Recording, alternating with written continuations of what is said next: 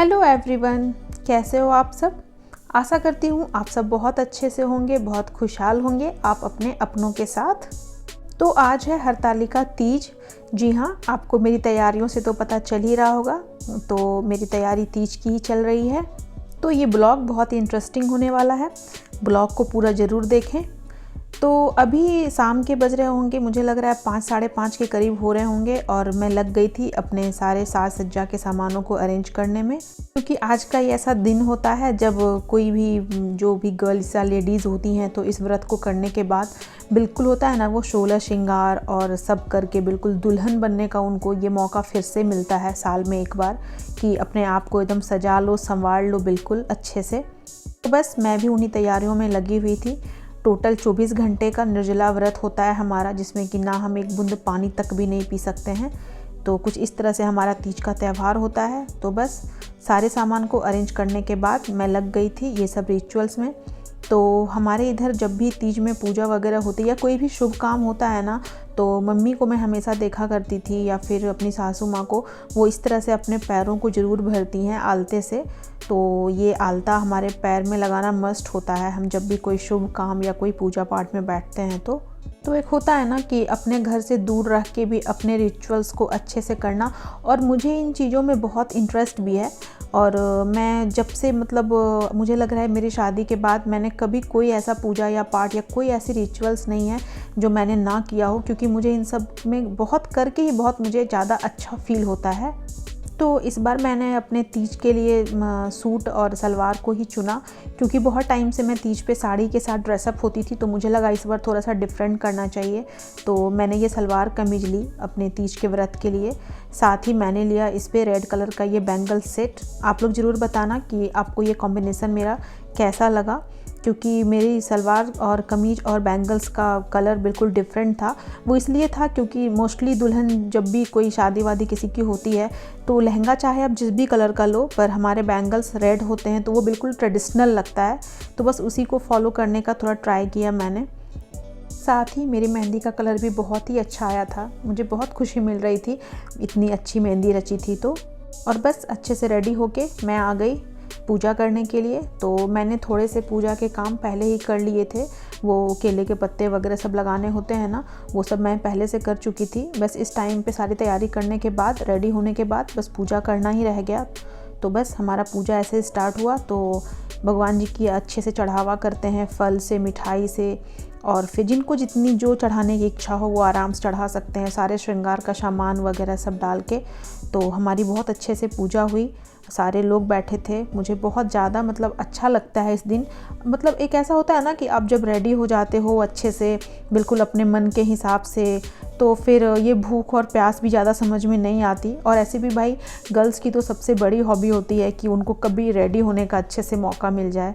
तो बस वही बात होती है, रेडी होना, और इन सब चीज़ों में पता ही नहीं चलता कि कब वक्त निकल जाता है और हमारा निर्जला व्रत बिल्कुल अच्छे से पूरा हो जाता है। तो बस पूजा करने के बाद ये हरतालिका तीज की कथा वगैरह होती है, फिर आरती हमने करी, उसके बाद प्रसाद वगैरह दिया। उसके बाद फ्रेंड्स कुछ भी सूट करने का बिल्कुल मेरे को क्या बताऊँ ये नहीं रहा, क्योंकि तब तक बहुत ज़्यादा होता है ना, एनर्जी जा चुकी होती है। तो मैं जाके सीधे से बेडरूम में लेट गई। तो मैं सीधा मिलती हूँ आपको नेक्स्ट मॉर्निंग गणपति की पूजा पे। Happy Ganesh Chaturthi everyone.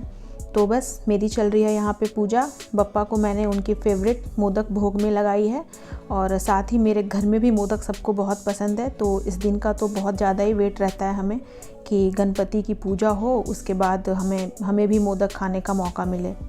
तो ये पूजा मेरे घर पे बहुत अर्ली मॉर्निंग चल रही थी, बिकॉज़ मैं निर्जला व्रत में थी।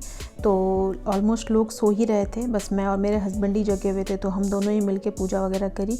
तो पूजा तो अच्छे से हो गई। उसके बाद ही मैंने सबसे पहले वो पंडित जी के लिए चावल वगैरह निकाला जाता है वो निकाली, और फिर ये फर्स्ट आहार जो हमारा होता है ना, तो इसका पारण जिसको कहते हैं तीज का, तो वो हम खीरे से ही करते हैं। पहला निवाला मुंह में अगर जाना चाहिए व्रत के बाद तो वो खीरा ही होता है। मैं ही थोड़ा लेट हो गई थी खाना खाने में। ये देखिए भाई ने पूड़ी और आलू की सब्ज़ी बहुत अच्छी बनाई थी। वो ऑलमोस्ट मुझे लग रहा है 5:30 तक वो पूड़ी और सब्ज़ी बना चुका था, लेकिन तब तक मैं ही नहीं उठी थी। तो वो बेचारा वापस से उसको नींद आ गई तो वो सो गया। और खाना वगैरह अच्छे से खाने के बाद मैंने भी थोड़ी देर रेस्ट कर लिया, क्योंकि होता है ना कि व्रत के बाद जब अचानक से खाते हो कुछ तो आपको लगता है कि नहीं, उठने का मन नहीं हो रहा है, लेटे रहना है, इस टाइप से। तो रेस्ट करने के बाद मैं चलूँगी किचन में और शेयर करूँगी आज की बहुत ही यम्मी सी लंच की रेसिपी। तो उसके लिए मैंने बस सिंपली अभी पहले मैं अपने बासमती राइस को बॉईल करूँगी, क्योंकि आज हम बनाने जा रहे हैं तवा पुलाव। तो इसको बनाना जितना इजी है ये खाने में उतना ही टेस्टी होता है, ट्रस्ट मी। तो सबसे पहले हम अपने बासमती चावल को मैंने वॉश करके उसको 20 मिनट के लिए सोक होने के लिए रख दिया था, और बस चावल को अच्छे से बॉईल कर लेंगे और इसमें थोड़ा सा सॉल्ट भी ऐड कर दें ताकि हमारे जो चावल हैं वो बिल्कुल फीके ना लगे। थोड़े से नमकीन से चावल तवा पुलाव में बहुत अच्छे लगते हैं। और इन चावलों को हमें 80 to 90% तक ही कुक करना है। बचा हुआ जो भी होगा वो हम जब बनाएंगे उस समय पे ये अच्छे से कुक हो जाएंगे। तो इन चावल को आप बॉईल करने के बाद इसे ठंडा होने के लिए ज़रूर रख दें, क्योंकि इस रेसिपी में ठंडे चावल का ही यूज़ ज़्यादा अच्छा होता है। आपके जो तवा पुलाव है बिल्कुल दाना दाना अलग और खिला खिला नज़र आता है। तो मैंने सारे चावल के पानी को अच्छे से ड्रेन करके और इनको तुरंत ही किसी बड़े परात या आपके पास जो भी बर्तन अवेलेबल हो उसमें आप इसको इस तरह से फैला दें, ताकि इनका जो प्रोसेस है कुक होने का वो पूरी तरह से स्टॉप हो जाए और हमारे चावल ज़्यादा पके ना। तो बस ये करने के बाद मैंने पैन में गरम किया है 2 चम्मच ऑयल और साथ में थोड़ा सा उसमें बटर ऐड किया है। बटर तवा पुलाव में बटर का टेस्ट बहुत ही अच्छा आता है, तो ज़रूर से ऐड करें। साथ ही मैं इसमें ऐड कर रही हूँ 2 बस डाइस्ड में कटे हुए प्याज मीडियम साइज के। इनको बस थोड़ा सा ही भूनना है, ज़्यादा ब्राउन करने की ज़रूरत नहीं है। और इस टाइम पे ही भूनने के बाद मैं इसमें ऐड कर रही हूँ 1 चम्मच अदरक लहसुन का पेस्ट। अदरक लहसुन के पेस्ट को 2 से 3 मिनट तक भूनने के बाद, ताकि इनका कच्चापन चला जाए। इस टाइम पे ही हम इसमें ऐड करेंगे अपनी सारी कटी हुई सब्जियां, जिसके लिए मैंने लिया है 2 शिमला मिर्च, 2 गाजर और थोड़े से मटर। तो मैं यहाँ पे फ्रेश मटर को बॉईल करके इस्तेमाल कर रही हूँ, आप चाहें तो फ्रोजन मटर का भी इस्तेमाल कर सकते हैं। इनको अच्छे से 1-2 मिनट तक भूनने के बाद मैं इसमें सॉल्ट ऐड कर रही हूँ। तो सॉल्ट हमने राइस में भी ऐड किया था, तो उस हिसाब से ही ऐड करेंगे। तो 2-3 मिनट तक चलाने के बाद मैं इसमें 2 मीडियम साइज़ के टमाटर ऐड कर रही हूँ। तो इस तवा पुलाव की रेसिपी के लिए हमें सब्जियों को बहुत ज़्यादा भूनने या मतलब बहुत ज़्यादा मैसी करने की ज़रूरत नहीं है, क्योंकि तवा पुलाव में थोड़ी खड़ी सब्जियां ही अच्छी लगती हैं। और इस टाइम पे मैं इसमें ऐड कर रही हूँ 2 चम्मच पाव भाजी मसाला। जी हाँ, तवा पुलाव में पाव भाजी मसाला का मतलब फ्लेवर बहुत हटके आता है। आप जब इसको ट्राई करेंगे तो आप खुद ही जान जाएंगे। साथ ही मैं इसमें ऐड कर रही हूँ 1 अच्छा भर के चम्मच कश्मीरी लाल मिर्च पाउडर का। तो इन सबको डाल के मैं अच्छे से कर रही हूँ मिक्स। और इस रेसिपी के लिए तवा पुलाव के लिए सब्जियों को आप हमेशा बड़े चंक्स में कट करें, क्योंकि अगर हम बहुत छोटे चंक्स कट करेंगे ना तो बिल्कुल मैशी होके चावल में मिल जाएंगे, फिर वो देखने में भी अच्छे नहीं लगते हैं। और बड़ी बड़ी सब्जियां का क्रंच जो होता है वो हमारे तवा पुलाव में बहुत अच्छा फ्लेवर को भरती है। और साथ ही मैं इसमें ऐड कर रही हूँ कटा हुआ हरा धनिया। इन सबको डाल के मैंने अच्छे से कर लिया है मिक्स। बस इन सबको ऐसे ही अच्छे से मिक्स करते रहें। और यहाँ पे आप फ्लेम को अपना थोड़े हाई पे रखें। अगर आपको लगे कि नीचे से लग रही है तो फिर आप लो या मीडियम कर सकते हैं। तो अच्छे से भूनने के बाद मैं इस टाइम पे ऐड कर रही हूँ 2 चम्मच सेजवान सॉस। तो सेजवान सॉस के डालने से जो इसकी खुशबू इस टाइम पे आ रही होती है ना, तो आपको फील होगा कि आप ना ऐसे मुंबई में बैठे हो किसी स्ट्रीट स्टाइल पे और आपने दिया है ऑर्डर। बिल्कुल वो वाली प्लेट की खुशबू इस टाइम पे आ रही होती है इस रेसिपी से। तो हमने सेजवान सॉस को भी बहुत अच्छे से ऐसे ही भून के अच्छे से मिक्स करना है। और इस टाइम पे आपको थोड़ी ड्राई अगर ये सब्जी वगैरह सब लगे तो इसमें हम लगभग 3 से 4 चम्मच पानी को ऐड कर देंगे, ताकि इनका मॉइस्चर थोड़ा सा बना हुआ रहे। और इनको हम फिर से थोड़ी देर के लिए पका लेंगे। तो ये देखिए बिल्कुल ऑयल भी सेपरेट हो चुका है अच्छे तरीके से, और ये बिल्कुल इसका मसाला जो है हमारा तवा पुलाव का बिल्कुल रेडी हो चुका है। इस टाइम पे मैंने इसमें 2 हरी मिर्ची भी ऐड किया। और बस साथ में ही मैं ऐड कर रही हूँ 4 बॉयल आलू, जिसको कि मैंने इस तरह से डाइस्ड में कट किया हुआ है। ये तवा पुलाव में ना आलू का टेस्ट बहुत ही अच्छा आता है। आपको बिल्कुल फील होगा ना कि हाँ आप कुछ समथिंग डिफरेंट खा रहे हो, बिल्कुल चटपटा सा, बिल्कुल अलग तरीके की बन के ही आती है ये तवा पुलाव। अगर आपको तवा पुलाव में सब्जियां थोड़ी सी मैसी हुई अच्छी लगती है तो आप इसको पोटैटो मैशर से सब्जियों को थोड़ा थोड़ा मैश भी कर सकते हैं, तो वो भी खाने में अच्छी ही लगती है। तो बस आलू को अच्छे से मिक्स करने के बाद मैं इस टाइम पे ऐड कर रही हूँ चावल अपने बॉईल किए हुए जो हमने रखे थे। तो इनको बस आप हल्के हाथों से इनमें ऐड कर दें और अब हमें इनको बहुत हल्के हाथों से अच्छे से मिक्स करना है, बिल्कुल टॉस करके, जिससे कि हमारे चावल टूटे ना। तो जैसा कि इस रेसिपी का नाम है तवा पुलाव, तो डेफिनेटली ये तवा में बनाई जाने वाली ही डिश है, बट चूंकि मेरे पास बड़ा तवा अवेलेबल नहीं था तो मैं इसको पैन में बना रही हूँ। हालांकि पैन या तवा से इसके टेस्ट में कोई भी अंतर नहीं आएगा, लेकिन अगर आपके पास तवा हो तो बिल्कुल ऑथेंटिक पैटर्न में आप इसको तवा पे ज़रूर बना सकते हैं, क्योंकि ये है ही तवा पुलाव आफ्टर ऑल।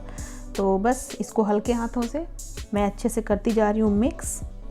तो जैसे जैसे हमारे चावल मसाले और सब्ज़ी के साथ मिक्स होती जा रही है, देखिए इनका कलर कितना उठ के आ रहा है, बिल्कुल दिख रहा है ना, एकदम से लाजवाब।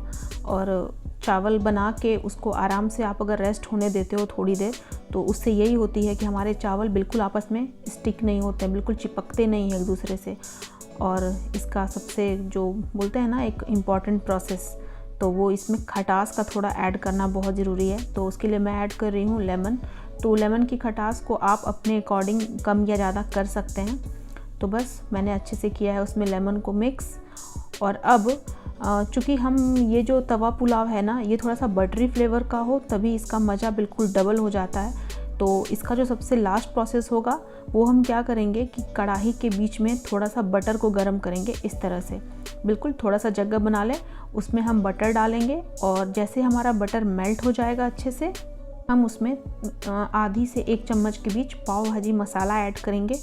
जी हाँ, ये पाव भाजी मसाला का जो लास्ट में जो हम ट्विस्ट देते हैं ना, यही हमारे तवा पुलाव की सबसे बड़ी खासियत होती है। और पर्सनली मतलब मुझे इसका फ्लेवर जो वो बटर के साथ में ऐड करते हैं ना, बहुत ज़्यादा पसंद आता है। तो बस इसको बटर डाल के पाव भाजी मसाला के साथ इसको फिर से हम अच्छे से मिक्स करेंगे, बिल्कुल स्ट्रीट स्टाइल में, जैसे हमारे स्ट्रीट वाले लोग करते हैं ना कि वो अच्छे से सब रेडी करके रखते हैं, आप जैसे ही ऑर्डर देते हो वो फटाक से रेडी कर देते हैं। तो बस इस टाइम पे हो चुकी है रेडी मेरी तवा पुलाव। तो मैं कर रही हूँ प्लेट आउट और ये देखिए बिल्कुल यम्मी ये है ना, बिल्कुल आज ट्राई करने वाली रेसिपी। तो इसकी खुशबू से सबको ही लगाई थी बहुत तेज़ भूख और हमारा लंच टाइम भी हो ही चुका था। तो आज मैं इसको सर्व कर रही हूँ लच्छे वाले प्याज के साथ और साथ में रख रही हूँ पापड़। आप अगर चाहें तो इसे बूंदी के रायते के साथ भी सर्व कर सकते हैं। तो मेरे घर की तो ये मोस्ट फेवरेट लंच में से एक है। जब कभी भी हमें कुछ चटपटा सा और 1 पॉट मील टाइप रेसिपी अगर खाने का होता है तो मैं तवा पुलाव बनाना ही प्रेफर करती हूँ। और ये जल्दी से बन भी जाती है और खाने में भी ये किसी मतलब होता है ना एक स्पेशल डिश से कम नहीं है किसी भी मामले में। तो फ्रेंड्स, आशा करती हूँ कि आज आपको मेरी ये तीज की ब्लॉग मेरी रेसिपीज़ सब कुछ आई होगी पसंद। और मैं ट्राई करूँगी कि आपके लिए हमेशा कुछ ना कुछ नया ब्लॉग और रेसिपीज़ लेके आती रहूँ। तो अगर आती है आपको मेरी वीडियोस पसंद तो प्लीज़ एक लाइक एक सब्सक्राइब देना बिल्कुल ना भूलें।